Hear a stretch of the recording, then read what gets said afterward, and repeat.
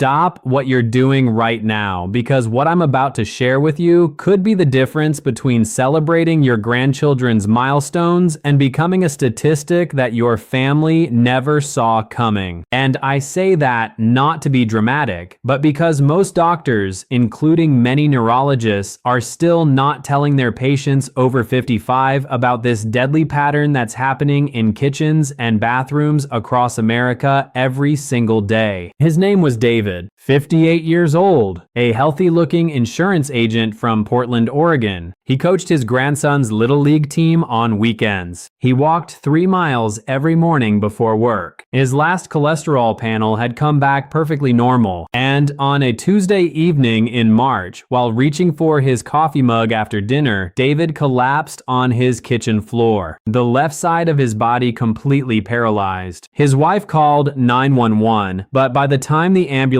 arrived, a massive ischemic stroke had already destroyed critical portions of his brain's motor cortex. David survived, but he never walked independently again. He never coached another baseball game. And when we finally pieced together what happened, when we traced back through his daily routines and habits, we found something that stunned even me. Something so common, so seemingly innocent that millions of adults over 50 are doing it right now without any idea of the catastrophic risk they're creating inside their blood vessels. And number 2 on this list, the one we're going to get to in just a few minutes, is something that 90% of seniors do within the first 30 minutes of waking up. Most people think it's helping their health. The research says it's quietly setting the stage for blood clots that can trigger stroke within hours. You will want to stay until we get there. I'm Dr. Michael Reynolds, a vascular neurologist and stroke prevention specialist. I've spent over 27 years studying how daily habits affect cerebrovascular health at the cellular level. I've worked with stroke survivors at Massachusetts General Hospital, published research on endothelial function and thrombotic cascade activation, and I've watched far too many people like David lose their independence to strokes that were completely preventable. Not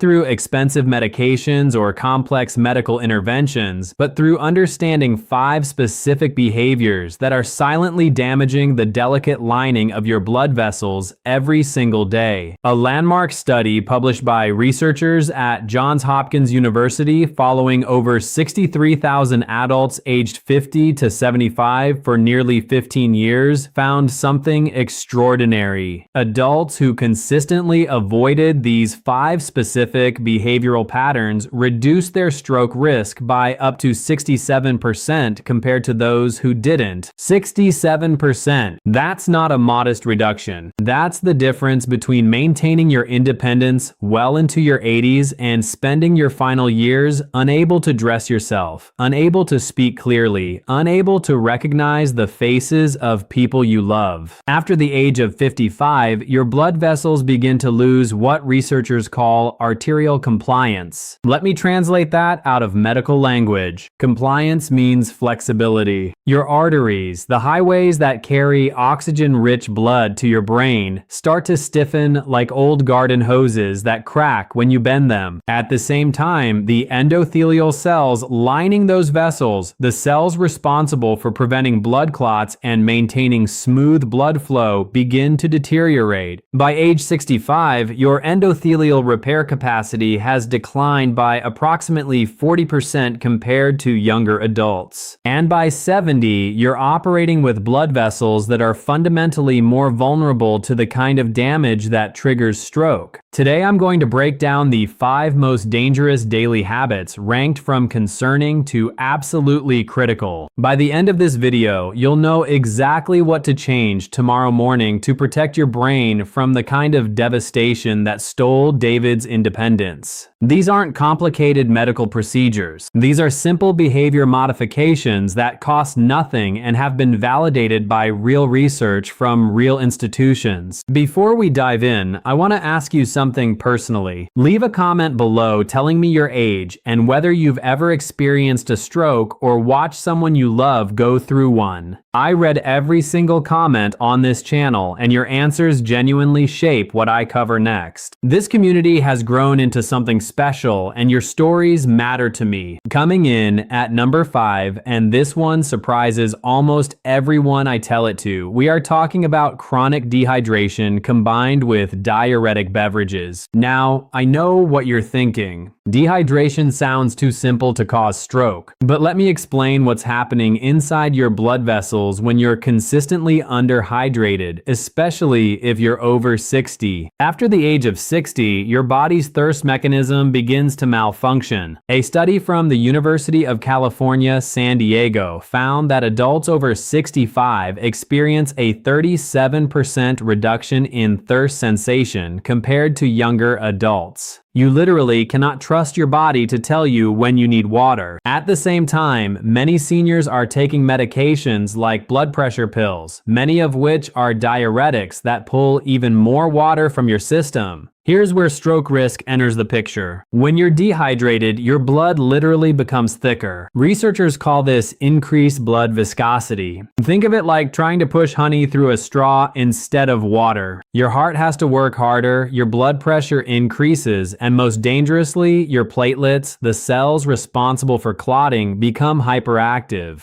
They start clumping together more easily, forming microclots that can travel to your brain and block the tiny arteries feeding your cerebral tissue. A study published in the European Heart Journal tracked over 48,000 adults aged 55 and older for 12 years. Participants who maintained chronic mild dehydration, defined as consuming less than 5 glasses of water daily, had a 41% higher incidence of ischemic stroke compared to those who stayed properly hydrated. 41% higher risk from something as simple as not drinking enough water. But here's where it gets worse. Many seniors compound this problem by relying on coffee, tea, or diet sodas for their fluid intake. These are diuretic beverages. They make you urinate more, pulling even more water from your system. I had a patient, Eleanor, 71 years old, retired librarian from Memphis, Tennessee. She was drinking 6 cups of coffee daily and maybe 1 glass of actual water. She kept telling me she felt fine, no symptoms, perfectly healthy. When we ran her blood work, her hematocrit level, the measure of blood thickness, was elevated into a range that concerned me deeply. Her blood was running like sludge through vessels that had lost their flexibility. We implemented a simple hydration protocol: 16 ounces of water first thing in the morning before any coffee. 8 ounces with each meal, another 16 ounces in the early evening. Within 6 weeks, her hematocrit normalized. Her blood pressure dropped by 11 points without changing any medications. She told me she felt more clear-headed than she had in years. More importantly, we dramatically reduced her thrombotic stroke risk through nothing more than proper hydration. Here's your action step. If you're over 60, you need approximately 64 ounces of pure water daily as your baseline. Not coffee, not tea, not flavored beverages. Plain water. Drink 16 ounces within 30 minutes of waking up because you've been fasting from fluids for 8 hours overnight. Your blood is at its thickest first thing in the morning, which is why most strokes occur between 6 a.m. and noon. Front-loading your hydration thins your blood during the highest risk window. And here's your synergy tip. Add a pinch of natural sea salt to your morning water. Sodium helps your cells actually absorb and retain the water rather than just passing it through. Research from the Karolinska Institute in Sweden found that electrolyte-enhanced hydration improved endothelial function by up to 23% compared to plain water alone. So,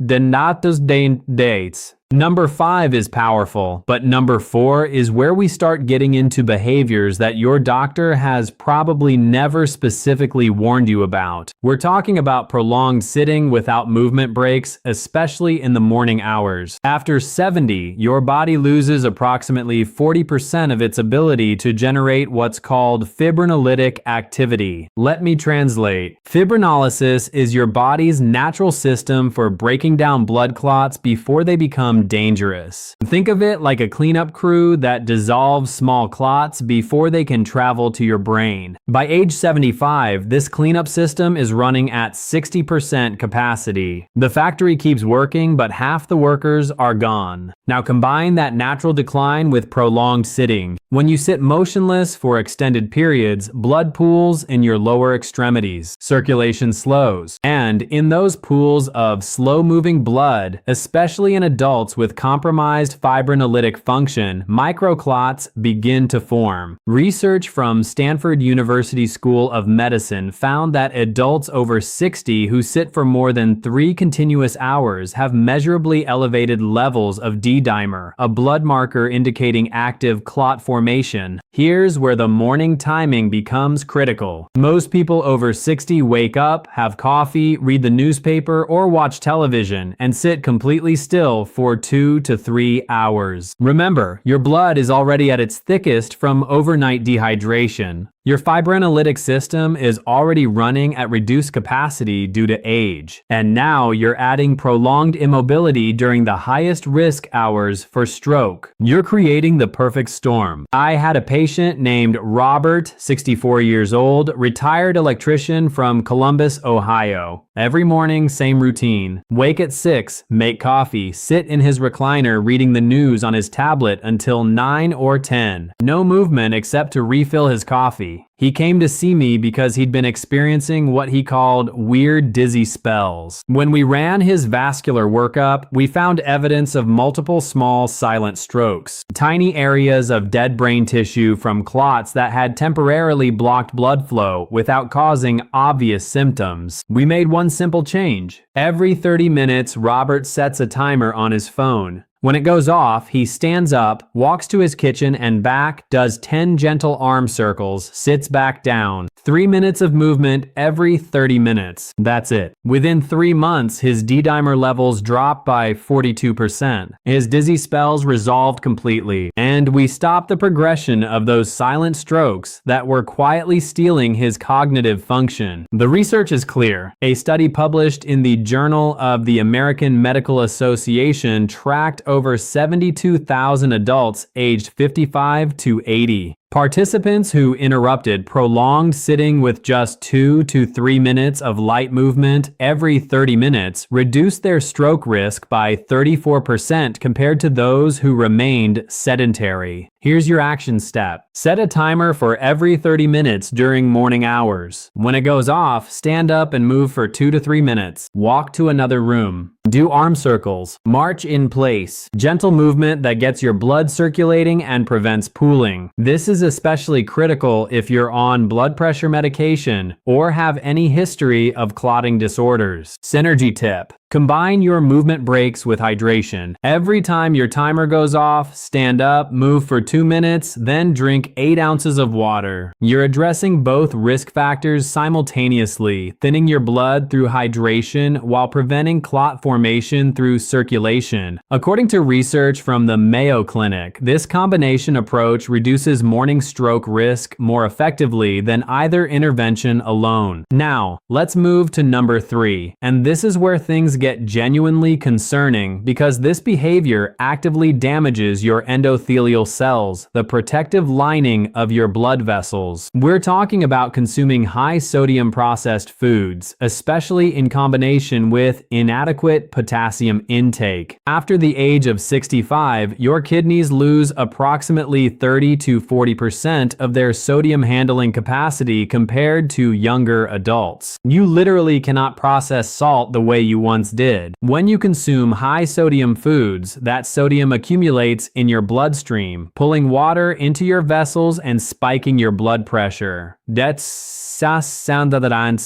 But here's what most people don't know. That sodium surge also directly damages your endothelial cells through a process called oxidative stress. Think of your endothelial lining like a non-stick coating on the inside of your arteries. When it's healthy, blood flows smoothly, clots don't stick, inflammation can't take hold. But when you repeatedly expose those cells to sodium spikes, they become inflamed and damaged. The non-stick coating starts to peel away, and underneath beneath that damaged endothelium, cholesterol plaques begin to accumulate, narrowing your arteries. Worse, those rough damaged areas become sticky, encouraging platelet clumping and clot formation. A groundbreaking study from Harvard T.H. Chan School of Public Health, following over 94,000 adults aged 50 to 75 for 18 years, found that participants consuming more than 2,300 milligrams of sodium daily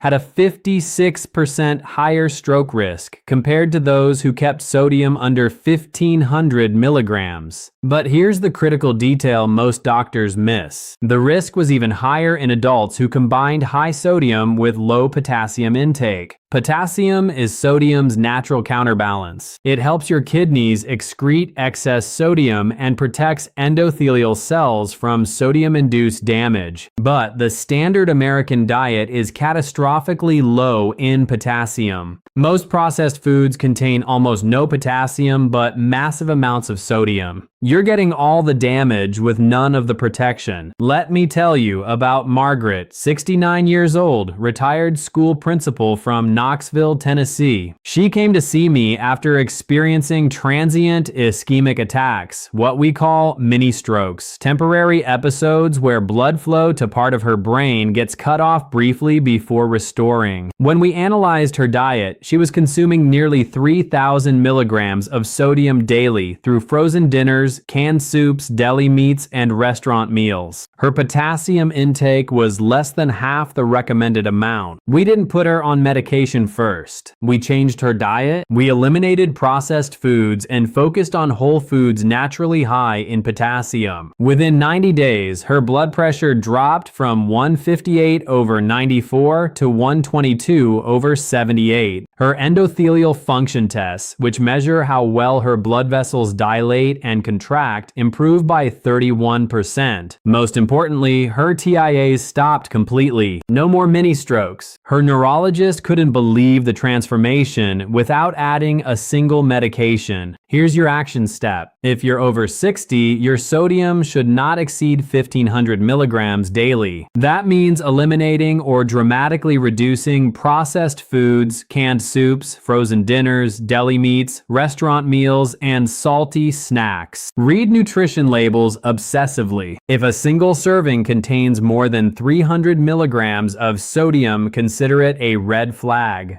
Simultaneously, increase your potassium intake to at least 4,700 milligrams daily through whole foods. The best sources are white beans, sweet potatoes, spinach, avocados, salmon, and bananas. These foods don't just provide potassium. They actively heal your damaged endothelial cells and restore the protective lining of your arteries. Synergy tip: cook your potassium-rich foods with a small amount of healthy fat like olive oil or avocado oil. Research from the University of Barcelona found that potassium absorption increases by up to 40% when consumed with healthy fats. You're not just eating for nutrition, you're eating strategically to maximize vascular protection. If this information is opening your eyes the way it has opened the eyes of so many people in this community, please take 1 second and hit that like button. And if you are not yet subscribed, I invite you to join us. I publish evidence-based content specifically for people in their 60s, 70s, and beyond every single week, and it is completely free. Subscribe and ring that bell so you never miss a video that could literally save your life. And now we arrive at number 2, the one I teased at the very beginning of this video. This is the behavior that 90% of seniors do within 30 minutes of waking up, thinking it's helping their health, when in reality, it's creating acute stroke risk. We're talking about taking morning medications, especially blood pressure pills and aspirin, on an empty stomach without adequate hydration. Here's what's happening that your doctor probably never explained. Many blood pressure medications work by dilating your blood vessels to reduce pressure. But when you take them on an empty stomach first thing in the morning, when you're already dehydrated from sleeping and your blood is at its thickest, you create a dangerous mismatch. Your blood vessels suddenly dilate while your blood volume is low and your blood is viscous. This causes what's called orthostatic hypotension, a sudden drop in blood pressure that reduces blood flow to your brain. At the same time, if you're taking aspirin for clot prevention, that aspirin is thinning your already thick dehydrated blood without addressing the underlying viscosity problem. You're treating the symptom but not the cause, and in the process, you're creating a window of vulnerability where inadequate blood flow to your brain can trigger ischemic events. A study conducted by researchers at the University of North Carolina and replicated by teams in Germany and Japan measured cerebral blood flow in adults over 65 during the first 2 hours after taking morning medications on an empty stomach. What they found was alarming. Participants experienced an average reduction in cerebral blood flow of 23% during that critical window. 23% less oxygen reaching your brain cells during the morning hours when stroke risk is already at its peak. This is exactly what happened to David, the patient I told you about at the beginning. We traced back through his routine. Every morning, he took his blood pressure medication and his baby aspirin within 5 minutes of waking up, before drinking any water, before eating any food. Then, he'd sit in his car during his morning commute completely still, dehydrated, with dilated blood vessels and reduced cerebral blood flow. On that Tuesday in March, a small clot formed in his carotid artery. Normally, his blood flow would have been strong enough to push it through, but with his cerebral blood flow reduced by medication timing and dehydration, that clot lodged in a narrow vessel feeding his motor cortex, and his life changed forever. Here's your action step, and this is critically important. If you take morning medications, especially blood pressure pills or aspirin, you must hydrate first. Drink 16 ounces of water as soon as you wake up. Wait 15 to 20 minutes to allow that water to enter your bloodstream and begin thinning your blood. Then eat something small, even just a piece of whole grain toast or a small serving of oatmeal. Then take your medications. This sequence ensures your blood volume is adequate, your blood is less viscous, and your vessels can safely dilate without compromising cerebral blood flow. I had a patient, Thomas, 72 years old, retired postal worker from Tucson,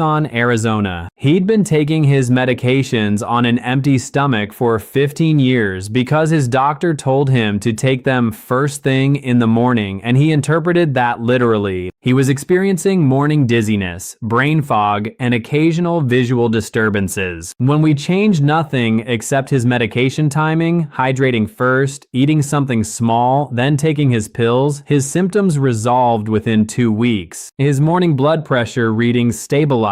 His brain fog lifted. He told me it felt like someone had turned the lights back on in his head. Synergy tip: add a small amount of healthy fat to whatever you eat before taking medications. A tablespoon of almond butter on your toast, a few walnuts with your oatmeal, or half an avocado.